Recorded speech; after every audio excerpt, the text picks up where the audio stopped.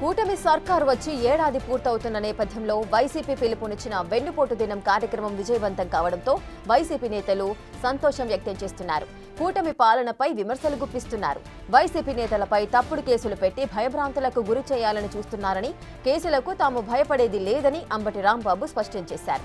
మరోవైపు చెవిరెడ్డి భాస్కర్ రెడ్డి కూడా చంద్రబాబుపై విమర్శలు గుప్పించారు. చంద్రబాబు గత పాలనలో తనను అరెస్ట్ చేశారని, ఇప్పుడు కూడా అరెస్ట్ చేయడానికి ప్రయత్నిస్తున్నారని చెవిరెడ్డి తెలిపారు. అరెస్టుకు తాను సిద్ధంగా ఉన్నానన్నారు.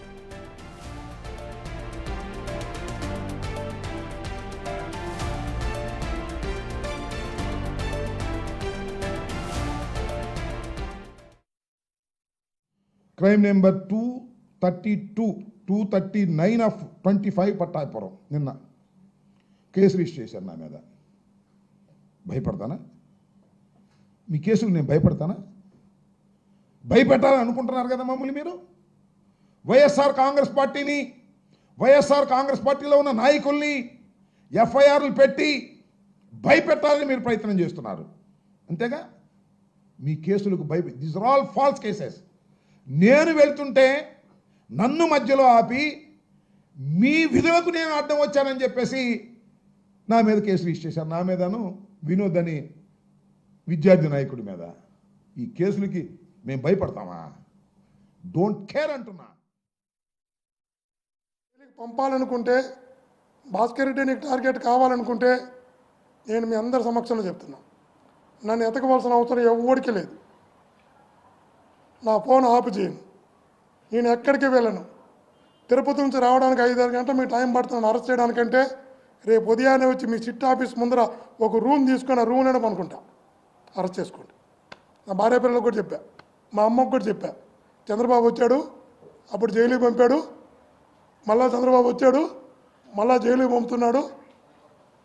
ఓకే, పూర్తి డీటెయిల్స్ మా ప్రతినిధి శివ అందిస్తారు.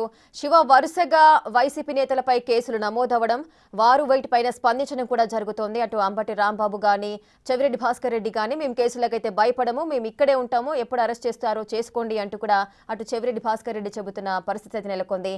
ఏంటి ఇష్యూని అంతా కూడా మనం ఏ విధంగా చూడొచ్చు? అంటే రత్నం చూసుకుంటే కనుక ప్రధానంగా చూసుకుంటే ఆంధ్రప్రదేశ్లో వైసీపీ నేతలు చేసిన అక్రమాలు, అవినీతిలపై ఒక్కొక్కటిగా వెలుగులోకి వస్తుంది. పలువురు నేతలను అరెస్ట్ చేయడం, వారిపై కేసులు నమోదు చేయడం, విచారణ చేయడం తదితర అంశాలు తరచుగా జరుగుతున్న పరిస్థితి కనిపిస్తుంది. అయితే తాజాగా తప్పు చేసి కూడా తమని అరెస్ట్ చేస్తే చేసుకోండి, తాము ఇక్కడే ఉన్నామని చెప్పి ఇటు పోలీసులకి ఇటు ప్రభుత్వానికి సవాలు విసురుతున్న పరిస్థితి కనిపిస్తుంది.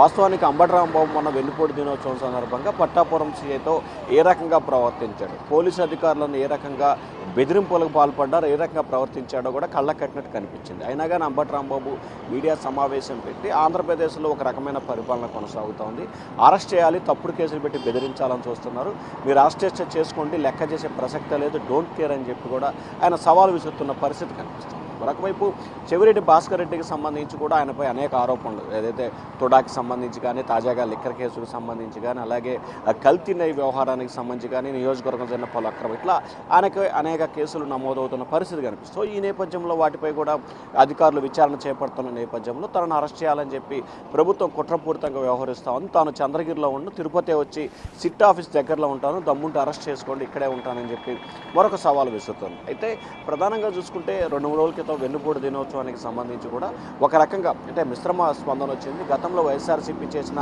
2 కార్యక్రమాలు ఫెయిల్ అయినప్పటికీ ఫెయిల్ కంటే కూడా దారుణంగా విఫలమైన నేపథ్యంలో ఈ సంవత్సర కాలంలో వైఎస్ఆర్సీపీ మనం చేసిన కార్యక్రమం కొంత అంటే ఆ పార్టీ శ్రేణులకు సంబంధించి విజయవంతమైన పరిస్థితి ఏర్పడింది అనేది వారు చెప్తున్న వాదన. సో ఈ నేపథ్యంలో ఇదే ఉత్సాహంతో, ఇదే రెట్టించిన ఉత్సాహంతో కార్యకర్తలు గత సంవత్సర కాలంగా పూర్తి స్థాయిలో, కార్యకర్తలు కాదు మాజీ మంత్రులు, కీలకమైన నేతలు సైతం కూడా ఎక్కడా స్పందించి కనిపించిన దాఖలాలు.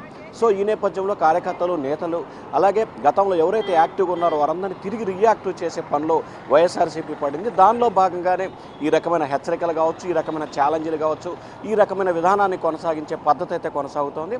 సో వైఎస్ఆర్సీపీ తిరిగి యాక్టివ్ అవుతుంది అనే సందేశాన్ని బలంగా ఇటు కార్యకర్తలకి, ప్రజలకి, నాయకులు తీసుకెళ్ళాలి. ఒకవేళ కూటమి ప్రభుత్వం కేసులు పెట్టినా కానీ జైల్లో వేస్తారు, 20 రోజులు, నెల, 2 నెలలు, ఫైనల్గా 3 నెలలు దాటి ఉంచే పరిస్థితి లేదు. కాబట్టి ఖచ్చితంగా 3 నెలల తర్వాతైనా బయటకు వస్తాం, ఇదే రెట్టించిన దానికంటే వేగంగా పోరాడతామనేది వైఎస్ఆర్సీపీ నేతల ఆలోచన కనిపిస్తుంది. సో ఫైనల్గా చెప్పుకుంటే మాత్రం ఖచ్చితంగా పార్టీ రియాక్టివ్ అయిందనేది నేతలకి కార్యకర్తలకి ధైర్యాన్ని నింపే ప్రయత్నం అయితే వైఎస్ఆర్సీపీ చేస్తూ ఉంది. Right, thank you Shiva, thanks for the details. ఇక కూటమి పాలనపై వైసీపీ విమర్శలైతే గుప్పిస్తోంది. వైసీపీ నేతలపై తప్పుడు కేసులు పెట్టి భయభ్రాంతులకు గురి చేయాలని చూస్తున్నారంటూ కూడా కేసులకు తాము భయపడేది లేదంటూ అటు అంబటి రాంబాబు స్పష్టం చేస్తున్నారు. ఇక మరోవైపు చెవిరెడ్డి భాస్కర్ రెడ్డి కూడా చంద్రబాబుపై విమర్శలు గుప్పిస్తున్నారు.